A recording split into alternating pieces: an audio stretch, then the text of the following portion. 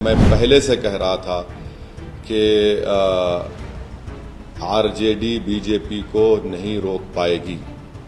अगर आप ये समझते कि मुझे गाली दे के मुझ पर पत्थर मारकर, मुझ पर उंगलियां उठाकर, मुझे कुछ बोलकर आपका गम हल्का हो जाता है तो बी माई गेस्ट। मैं सुना अखिलेश यादव का स्टेटमेंट आया, उन्होंने बोले SIR की वजह से। कब तक आप पर बकवास बात करेंगे?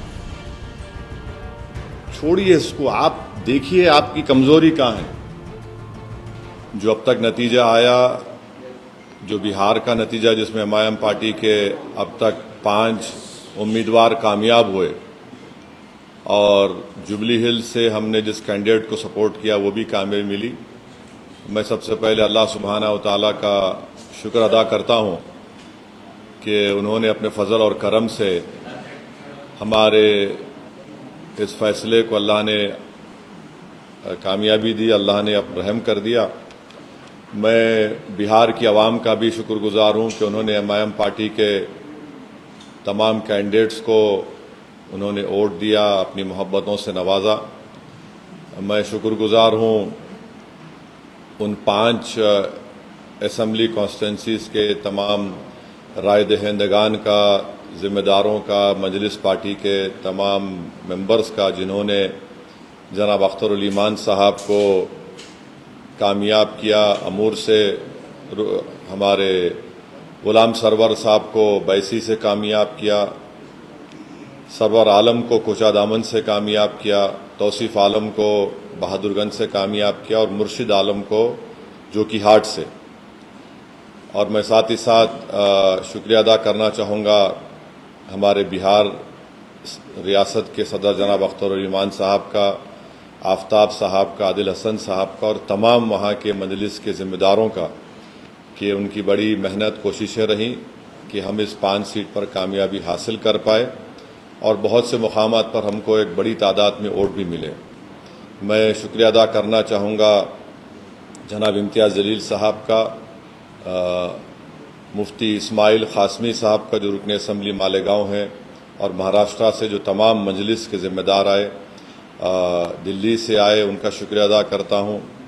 हैदराबाद से अहमद बलाला साहब गए और वो ज़िम्मेदार थे अमूर विधानसभा के लिए, और जनाब माजिद हुसैन साहब का ख़ास तौर से जो तौसीफ आलम साहब की विधानसभा बहादुरगंज में मेहनत किए, और तमाम मजलिस के अराकीन बल्दिया का जो बंगाल से भी आए, झारखंड से भी आए। बहरहाल एक कलेक्टिव इज्तिमाई कोशिश थी और मैं सीमांचल की जनता का शुक्रिया अदा करूँगा। ख़ास तौर से उन्होंने मजलिस इत्तेहादुल मुस्लिमीन को अपनाया, उसको अपनी आवाज़ बनाया, और हमको उम्मीद है कि इंशाअल्लाह ताला ये जो फ़ैसला आया है, जहाँ से अब तक हमारे 5 मेंबर्स रुकने असम्बली और MLA बने, इंशाअल्लाह वो सीमांचल की इंसाफ के लिए लड़ाई लड़ेंगे, वहाँ पर डेवलपमेंट का काम करवाएंगे।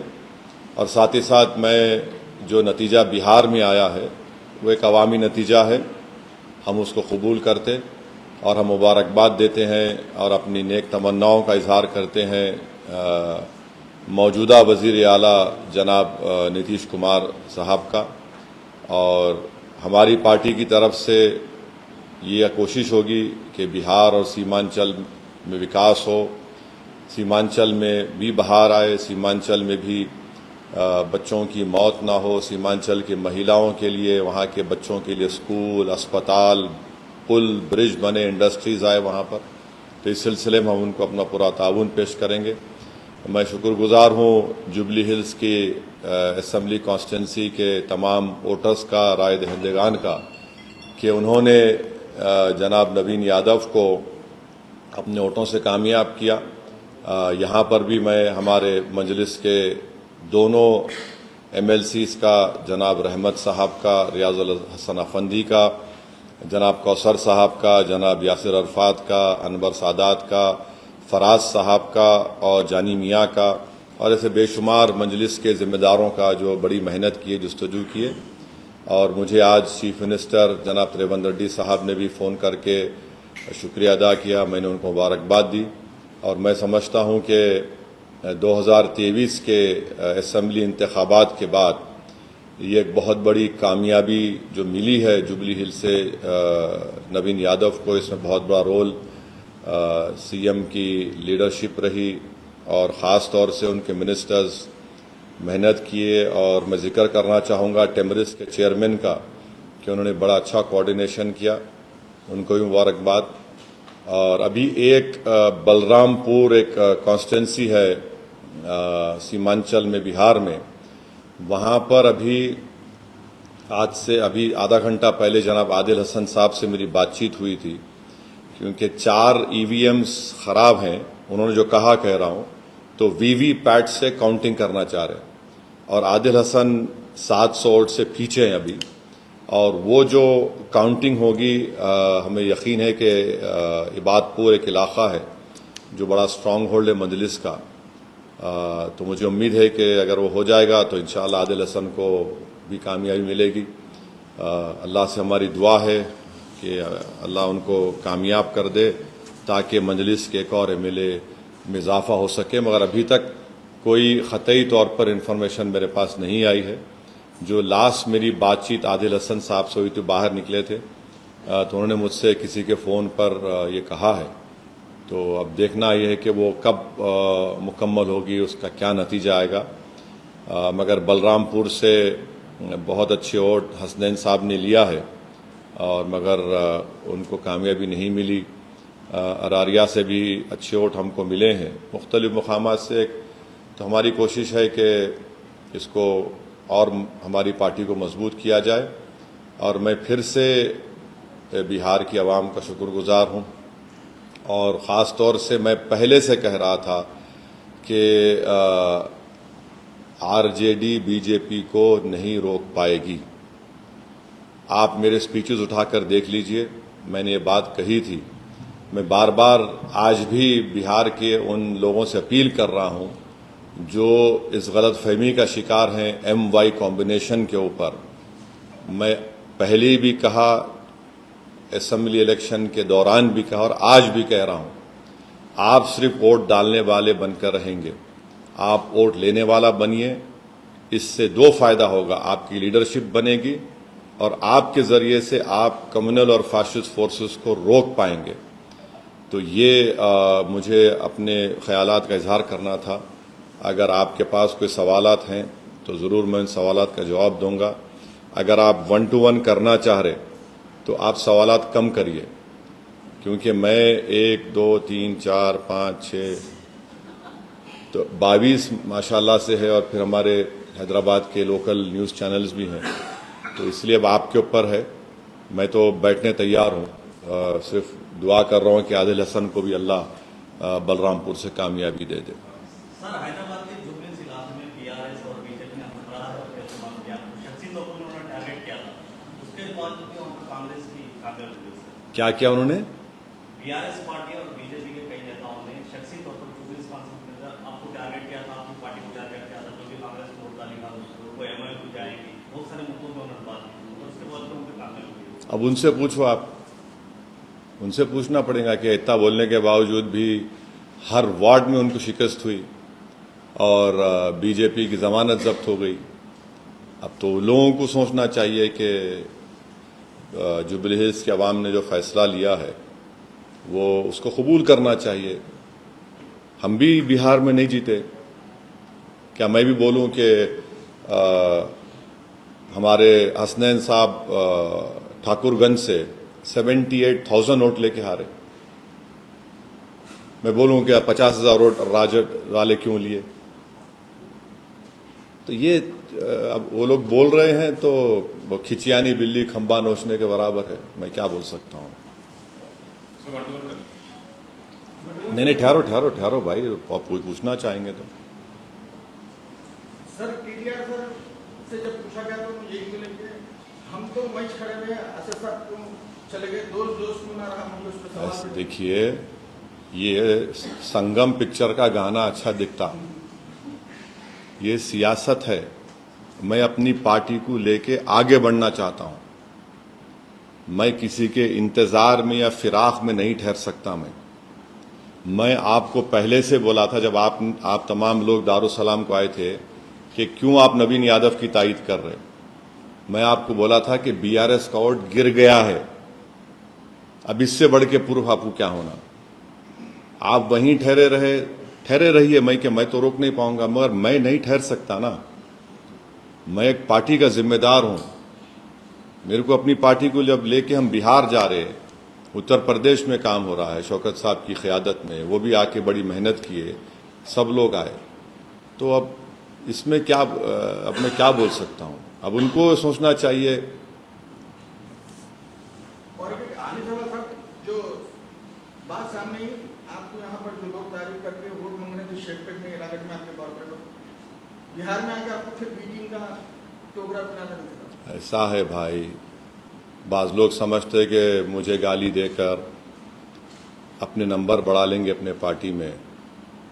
चलिए अच्छा है, हमारी वजह से अगर आपके मुझे गाली देने से आपका नंबर बढ़ रहा है अपनी पार्टी में तो कोई बात नहीं।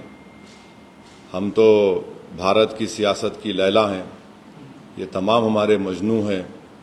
और बाज़-वक़्त होता क्या है कि अज़हरुद्दीन का गुस्सा असदुद्दीन पे निकालते, तो मैं क्या कर सकता हूँ उस पर, कोई बात नहीं, चलते रहता। मगर अवाम ने, अल्लाह सुब्हानहू तआला ने हमारे फैसले की लाज रख ली और हम उम्मीद करते कि चीफ मिनिस्टर रेवंत रेड्डी इस बड़ी कामयाबी को लेकर और अच्छा करेंगे तेलंगाना की आवाम के लिए। शहर में जो इंफ्रास्ट्रक्चर की अभी कमी है, सिविक एमिनिटीज़ है, सीवरेज लाइन है, इस वाटर सप्लाई है, 2 BHK का है, इस सबको अच्छा इम्प्रूव करेंगे और ताकि तेलंगाना और जुबली हिल्स में डेवलपमेंट करवाएंगे ताकि इससे आवाम का, गरीब आवाम का फ़ायदा हो सके। आने वाले बल्दिया इंतखाबात में क्या कांग्रेस के साथ नहीं, इतना जल्दी कुछ बोल नहीं सकते। जब सही वक्त आएगा उस वक्त कुछ मैं अपनी राय का इज़हार करूंगा। मुझे अपने पार्टी के जिम्मेदारों से मशवरा करके ये फैसला लेना पड़ेगा। अभी तो बहुत जल्दी है, कुछ नहीं बोल सकता हूँ।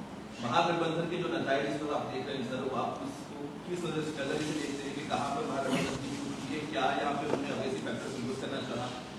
आरजेडी के तेजस्वी यादव ने आपको एक्सट्रीमिस्ट भी कहा था और फिर 18% मुसलमानों को रखते हुए नाम सीएम के नाम ना देना, तो क्या ये तमाम जादू बेकार चला गया वहां पर?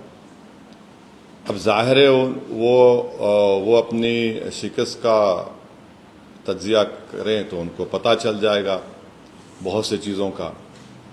मगर ये हमको नज़र आ रहा था, यहाँ पर कई ऐसे सहाफ़ियाँ हैं, इन्हों बाद में आप ऑफ द रिकॉर्ड पूछ लो उनसे, मैं उनको क्या बोला था, कितने सीट आएंगे एनडीए को। तो ऐसे कई हमारे सहाफ़ी दोस्त हैं, हमारे दोस्त हैं। मैं सबसे एक एप्रीहेंशन का इजहार कर रहा था कि देखो ये लोग इस तरह आगे बढ़ रहे हैं। तो बड़ी अफसोस की बात है कि मेरी बात जो मैंने करा था वो सच हो गई, जिसका खदशा था मेरे को। तो अब ये उनको सोचना है कि क्यों वो लोग बीजेपी को नहीं रोक पा रहे। अगर आप ये समझते कि मुझे गाली दे के, मुझ पर पत्थर मारकर, मुझ पर उंगलियां उठाकर, मुझे कुछ बोलकर आपका गम हल्का हो जाता है तो बी माई गेस्ट।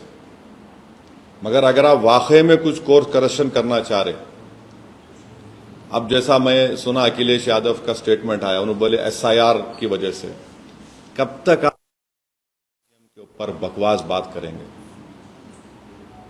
छोड़िए इसको, आप देखिए आपकी कमजोरी कहां है। अगर आप इस तरह से सोचते रहेंगे कि हम ये हैं और हमको जनता वोट डालेंगी, ऐसा नहीं होने वाला है। आपको सबसे पहले तो आपको बड़ा हम्बल होना पड़ेगा। अगर आप ये समझेंगे कि हम राजा हैं और वोटर हमारी प्रजा है तो वो जमाना खत्म हो गया। अगर बिहार में इलेक्शन लड़ते हैं तो ये कहा जाता है कि वोट करने के लिए आए, जबकि जनस्वराज में खाता भी नहीं खुला, तो आप इस पर क्या कहना चाहते हैं? एक बात सुनिए, अगर इंडिया अलायंस नहीं जीत रहा वहां पर, कितने 30 सीटों पर शायद, अब नहीं मालूम काउंटिंग कि 30 ऑड सीट, 34 पे अगर आप, तो आप बोल सकते कि दूसरे समाज ने हमको वोट नहीं दिया? आप नहीं बोल सकते ना। क्या बोल सकते इस कास्ट ने हमको वोट नहीं दिया, आप नहीं बोलते। मगर आप ये समझते कि मुसलमान आपका एक कैप्टिव है, बंधुआ मजदूर है, कब तक आखिर ऐसा आप बोलते रहेंगे? और हम तो मुस्लिम समाज से अपील कर रहे हैं कि आप वोट डालने वाले मत बनिए, सिटीजन बनिए, वोटर मत बनिए, सिटीजन बनेंगे तो सिटीजन विद राइट्स आपको मिलेंगे। अगर आप वोट डालने वाले बनेंगे तो फिर इलेक्शन के बाद आपको सिर्फ ना सिर्फ भुलाया जाएगा बल्कि आप पर जो आफतें आती हैं उसको रूफ भी नहीं बोलते। ये हम कंसिस्टेंटली बोल रहे हैं। उम्मीद करते हैं कि इस नतीजे से पूरे देश में एक पैगाम जाएगा, खास तौर से अल्पसंख्यक समाज के माइनॉरिटीज को, मुसलमानों को, और जो सेकुलर जहन रखने वाले लोग हैं, हम उम्मीद करते हैं कि वो देखें कि क्या क्या रीजंस हैं। आप उठाकर सिर्फ दो चीजों को बोल देंगे तो फिर ये नहीं होने वाला है। पप्पू यादव ने कहा था कि अगर आमोर एमआईएम जीतती है तो वो पॉलिटिक्स छोड़। अब नहीं मालूम उनको कौन कौन छोड़ के, बहुत से लोग छोड़ के चले गए उनको। अब और कौन कौन छोड़ते, उन्होंने क्या करते, मेरे को नहीं, मैं तो नहीं बोला ऐसा। मैं ये बोला हूं कि पहला इलेक्शन हम आ रहे थे, हम बोले सीमांचल नहीं छोड़ेंगे। दूसरा जीते, हम 5 जीते, आप हमारे एमएलए को तोड़े, हम जीते, हम तोड़े, हमने कहा नहीं छोड़ेंगे सीमांचल को। आज फिर हम कह रहे हैं, अल्लाह ने हमको कामयाबी दी, हम सीमांचल नहीं छोड़ेंगे। हम जहां पे जाते छोड़ते नहीं, वहां मेहनत करते। हम इस तरह के दावे नहीं करते। अब जो इस तरह के दावे किए हैं, अब ये सवाल उनसे पूछना आप पर वाजिब है। सर, एनडीए की जो नतज है, अगर गिरिराज सिंह का जो पहला वाला बयान है उसको जोड़ दिया जाए कि मुसलमान नमक खराब होते हैं, वोट नहीं देते हैं, तो क्या आज मुसलमानों ने एनडीए को वोट नहीं दिया हो? अख्तर अली मान के खिलाफ सबा जफर खड़े थे, सबा जफर खड़े थे ना, वो नहीं जीत पाए, मगर वोट मिला उनको। तो अब सबा जफर से उनको पूछना चाहिए।